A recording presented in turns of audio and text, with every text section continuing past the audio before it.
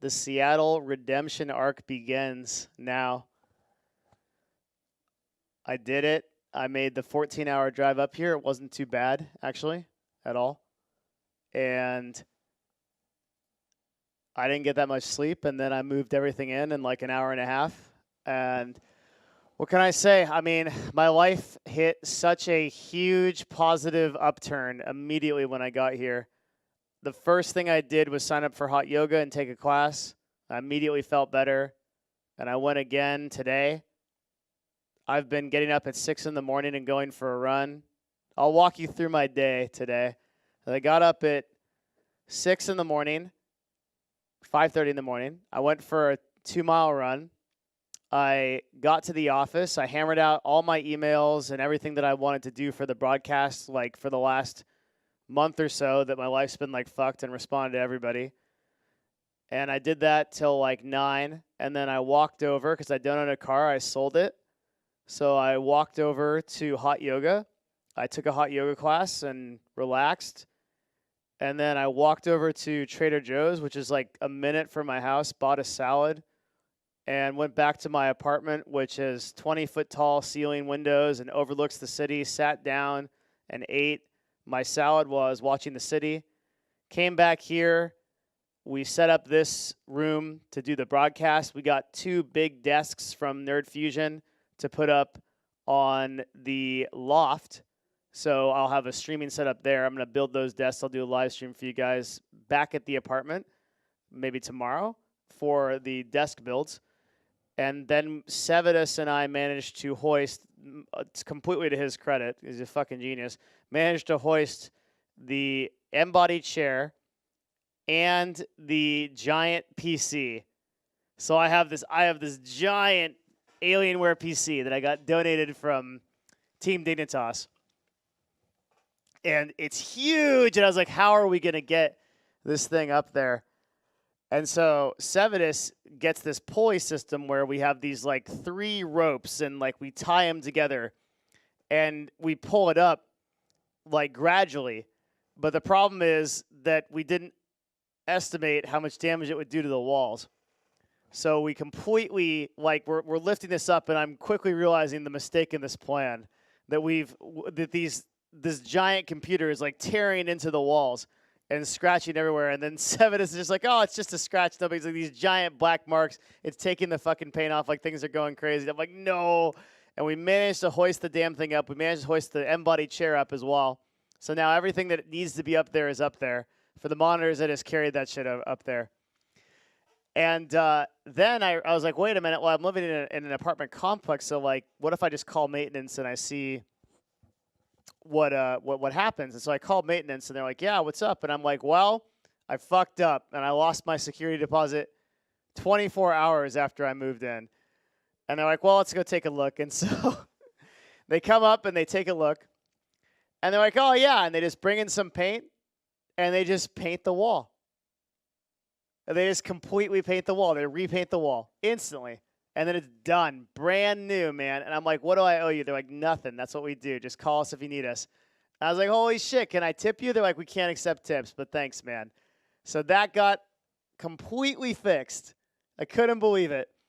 Like, so we hoisted all that shit up there. That room is good to go. It's going to take probably 3 or 4 hours to build that shit out until we have a streaming PC set up there. We got gigabit fucking internet, 1,000 down, that we can run for that stream. So that's all set. Got my mic. Everything kind of survived on the way up, I think.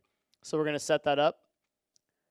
But yeah, dudes, I'm happy. I live great. I envisioned the life that I wanted for myself up here. And minus getting all the streaming stuff set up and being with you guys, I'm living it. Lots of early mornings, exercise, and happiness. It's going good. It's going good.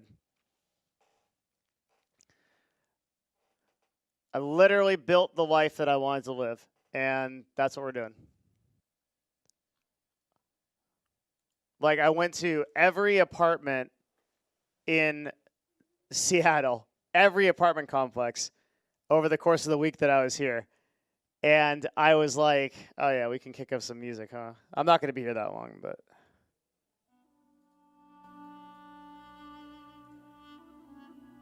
There we go.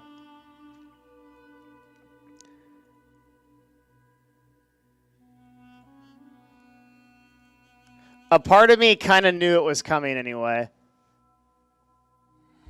The last month of my life has been the worst darkness I've ever lived in. And if it wasn't for my friends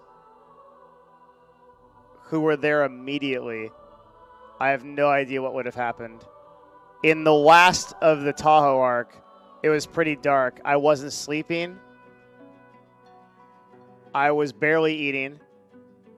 I was so depressed being in that house that I lived in with my ex-fiance for 6 years. That was literally killing me. I made the drive up to Seattle on 2 hours of sleep, 14-hour drive. Didn't barely stop just to take a leak. Made the hyperbolic U-Haul. There's more stories to be had here when I have time. Well, I was in a super dark place, and my parents, my dad, like, he came into the house and he just shoved shit in boxes and got in the U-Haul. He's like, "You need to get the fuck out of here. You gotta put stuff in the U-Haul and think about it later." And now that I'm here in my apartment, I'm getting rid of 90% of the stuff I own. At the last moment, my neighbor came over and was like, "Hey, I'll buy your car. It'll go to a good place, and it'll stay in my family, and we'll take care of it," which is what I want as my first car. Super sentimental. Had it for years. I said, sure. And I gave up every possession that I had where there was any memory of my past. Gave it up. And made the journey up to Seattle completely new. The place I selected, the place that I got, was like, I built a vision. I was like the person that I want to be, what does that person live like? And what does that person look like? And what does that person act like? I can do all those things because there's nobody holding me to any kind of template. And so I was like, well, that person lives in the middle of a fucking city, and they take care of themselves. They look good. They care about themselves. They care about other people. They care about making an impact. They live in a place that's hustling, and that's a place they can see every day. So I knew that I wanted a top 4, and I knew that I wanted to look over the whole city. I wanted to see people. I wanted to see people moving.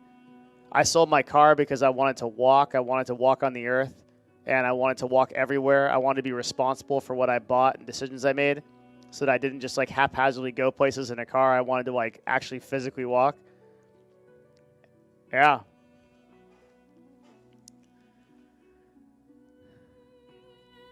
I feel like I've lived 5 lifetimes since 2 months ago. It's not even 2 months ago. It's October 20th. All this happened on September 14th. And since then, I'm like a different person. I literally do not feel like the same person. I've slept 11 hours every night since I moved in. I go to bed at 9, and I wake up at like 6. That's an amazing feeling. Being reborn, yeah. There was a quote. Yeah, I just watched Hotshot's stream, dude, in the mornings. So he's still fucking up from playing Magic. I actually love your stream. There was a quote I sent a friend. This quote like kind of got me through a little bit.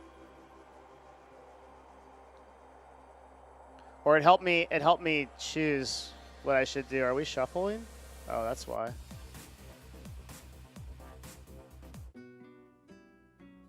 There we go.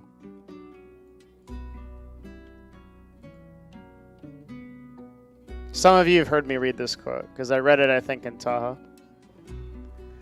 You are by no means only what you already know. You are also all that which you could know if you only would.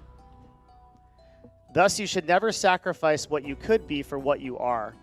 You should never give up the better that resides within for the security that you already have.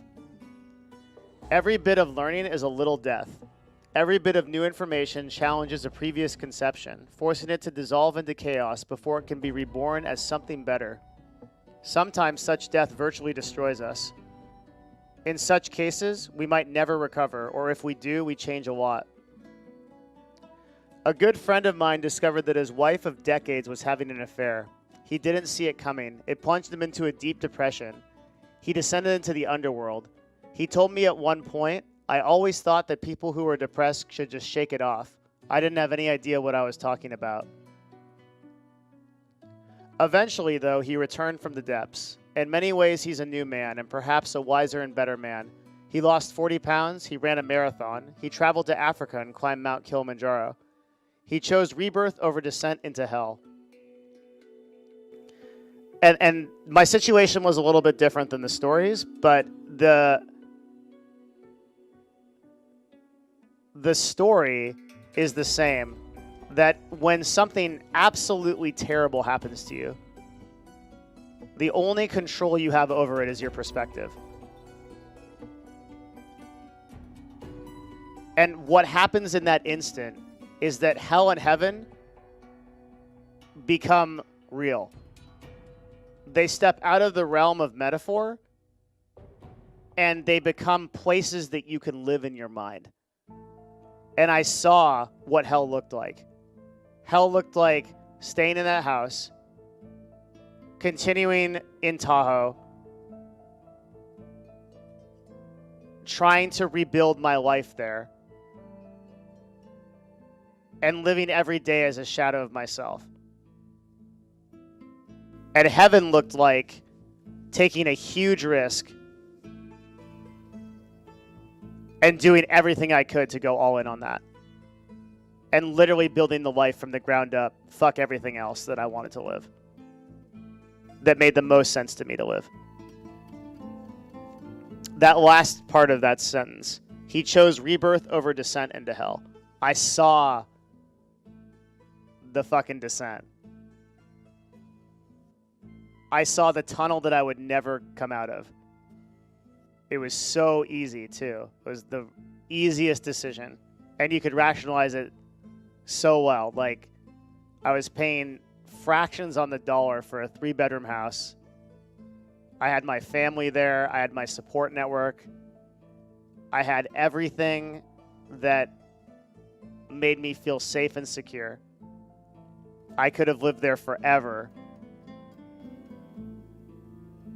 And I just would have blended into the scenery and I would have accepted mediocrity as it stood. Would have been very easy, painless, eventually. You just ignore the price you pay in favor of comfort. And instead, I scared the literal hell out of myself, put all my shit in a truck, and went here on a dream. And I can't say, maybe in 2 years or 5 years or 20 years, or I'll be like, man, I wish I hadn't done that.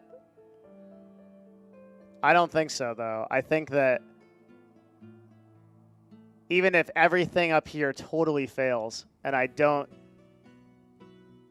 manage to embody the life that I envision, just taking up the sword to slay that dragon was worth the price of admission. It always is.